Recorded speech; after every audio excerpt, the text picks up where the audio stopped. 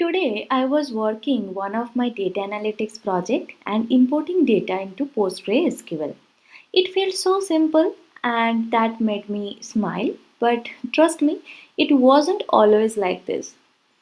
When I was new to using MacBook, I struggled a lot with even basic things.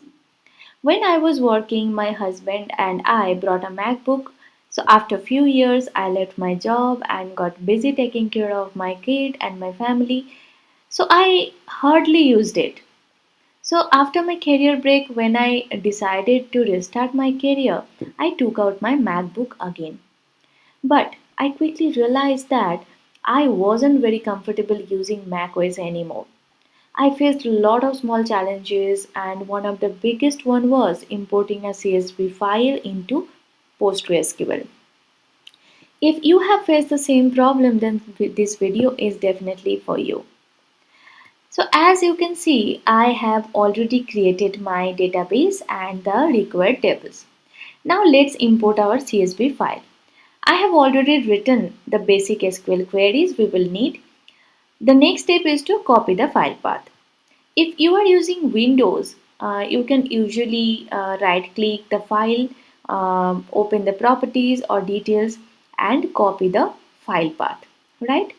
I used to do everything on Windows, so I just followed the same thing on macOS.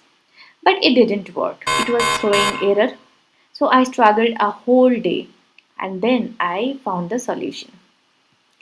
So on a Mac, it is little different. First, you have to select the CSV file, then press and hold the Option key, then right click, or what you can do is do a two-finger tap on the trackpad.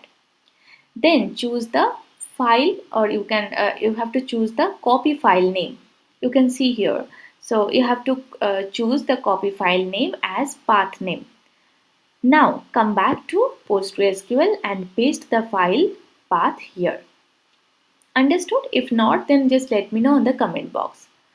So before I import the file, let's understand two important options, delimiter and CSV header. So what is delimiter? Delimiter is simply the character that separates the value in your CSV file. In most CSV file, it is a comma, but sometimes it can be a semicolon or tab or another character.